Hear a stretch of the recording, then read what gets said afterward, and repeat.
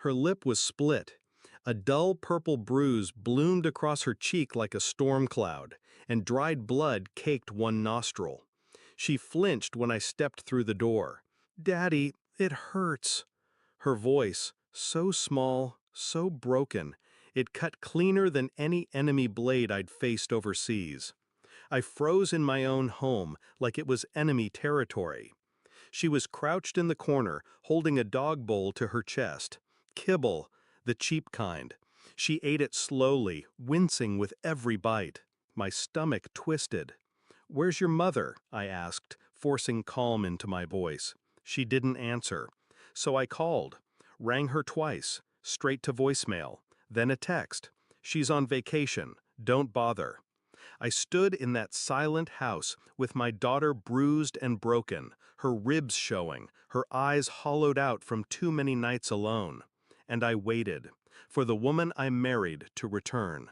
She came back 3 days later, laughing, tanned, shopping bags in hand, until she saw me, until she saw our daughter.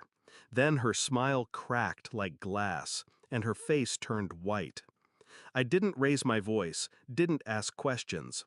She babbled excuses, how I was gone too long, how things got hard, how maybe our daughter was just being dramatic. I listened, nodded, and went to the guest room where I slept that night, alone. Our daughter curled beside me like a stray, too afraid to sleep in her own room. I counted every bruise, 6 on her arms, 1 on her spine, 2 around her ribs. She didn't cry. Children like her learn early. Crying invites more pain. That night I stared at the ceiling, listening to the soft snore of a little girl who should have been safe. And I knew. Someone else had been living in my home while I bled for a country that no longer felt like mine. I started with the cameras. The house had been smart-wired before I deployed. She'd disabled 2, but the cloud backups? She forgot those.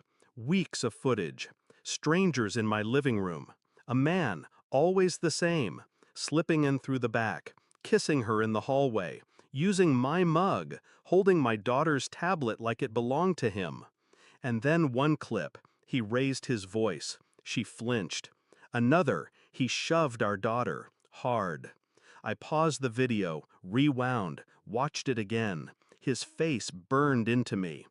Next came the credit card statements, purchases that didn't add up, spa resorts, hotels, not in her name, in his.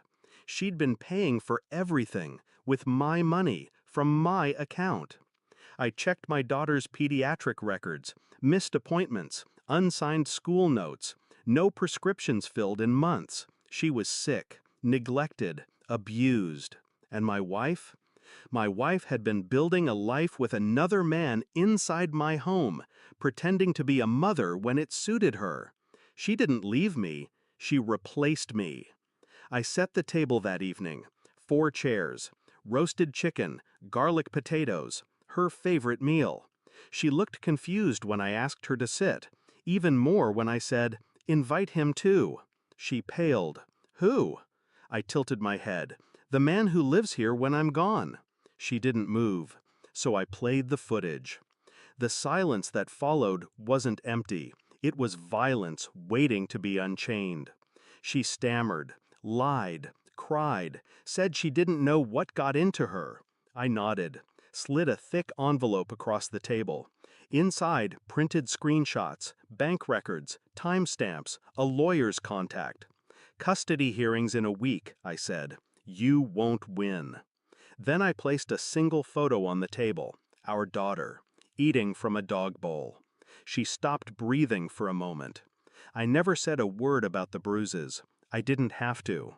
3 days later, he came to the house, the other man. I was waiting. He stepped onto the porch like he owned it, like I was the trespasser. "You can't just take her," he said, angry, entitled. "She loves us." I handed him a sealed folder. No words. Inside, restraining order, photos, testimonials, statements from neighbors who'd heard the screaming. His face twisted when he read. Then I said, flatly, "She's not yours. She never was." He tried to talk. I shut the door in his face before he could. I didn't need to hear what a coward had to say. That night I moved my daughter's bed beside mine, just until the court ruled. She slept peacefully, for the first time in months. The divorce was quiet. She didn't contest, didn't show up to court. Maybe shame kept her away, or fear. Either worked. She signed over full custody. My daughter never asked where her mother went. Some kids just know. Sometimes I still catch her staring at the corner of the kitchen where the dog bowl used to be. I threw it out the same day she moved back into my life. Now, she eats at the table, in her own chair, with clean clothes, a full plate, and eyes that have started to believe in comfort again.